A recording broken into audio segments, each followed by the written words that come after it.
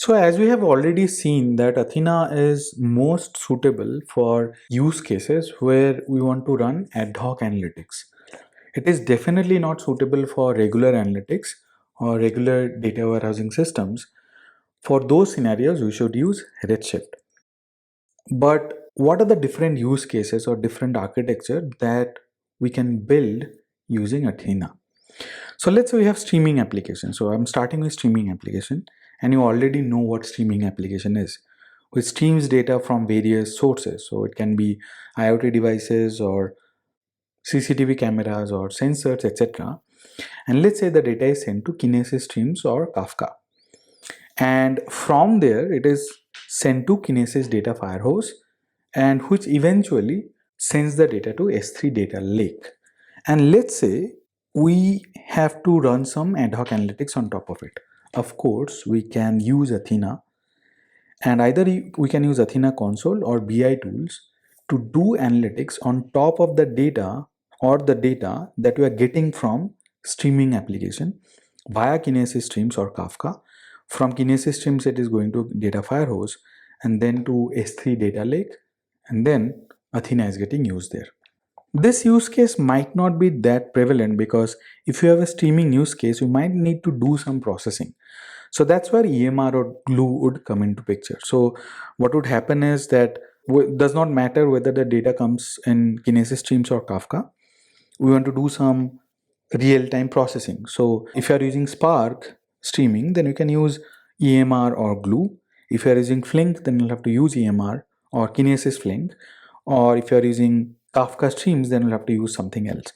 So let's say we do the aggregation or do the processing, and then we send the data to S3 after all the aggregation is done. And we have BI tools which do some ad hoc analytics or run some queries or ad hoc analytics queries using Athena, and that data can be retrieved from S3 data logs. So all the streaming data is getting processed by EMR or Glue, and then it is moved to S3. The moment it goes to S3, we can hook up Athena with it, and then we can read data using either Athena console or BI tools. There is another use case. Let's say we have batch application or OLTP application. From there, let's say we get the data using CDC tools like AWS DMS or Database Migration Service, or open source tools like Debezium. So Debezium sends it to Kafka, but let's say eventually it lands on S3. And as the data is coming from batch application or OLTP data sources, we need to do some aggregation or some processing or some transformation.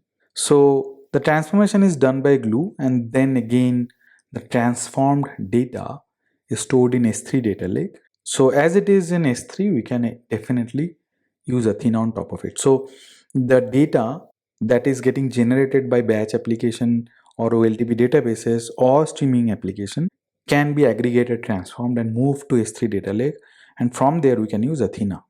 There can be BI tools also which can use Athena. Another use case wherein we use EMR to read data from OLTP sources directly. So that can also happen. So Spark has JDBC connectors. So using those JDBC connectors, we can connect to the source OLTP database, do some processing, and then move it to S3. The moment we move it to S3, we allow Athena to read data from it using SQL. Then from EMR, we can send it to Redshift also, or we can get streaming data directly from Kinesis or Kafka using Redshift streaming ingestion using materialized views. And from there, let's say the data is stored historically, and as a best practice, we archive the data to S3.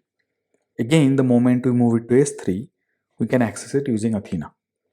Not only that, we can access Redshift directly using Athena also by adding Redshift in the data source. Then we have OLTP databases like RDS, Aurora, DynamoDB, etc.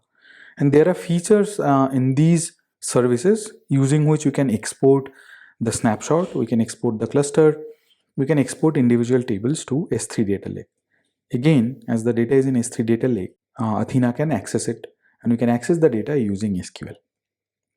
There are some other use cases also wherein We can send application logs like VPC flow logs, load balancer logs, or other AWS service logs to S3. And from there, we can use Athena to query the data using a SQL or SQL interface. So this is one of the or few of the architectures that where Athena can be leveraged. But remember that in most of the cases that I have shown you here, the data is in S3 data lake, and from there we are using Athena. But let's say we have data in various different data sources.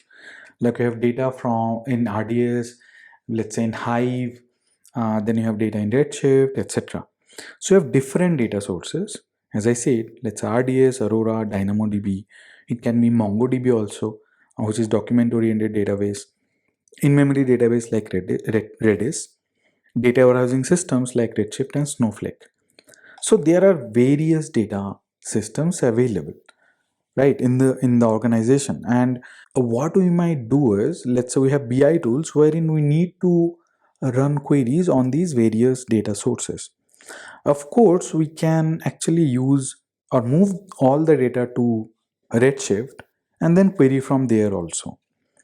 But let's say we have to run ad hoc queries. So we have to create an interface on which ad hoc queries are allowed. And it can be run by various tools. It can be run by front end UI screens also, which are executed by customers.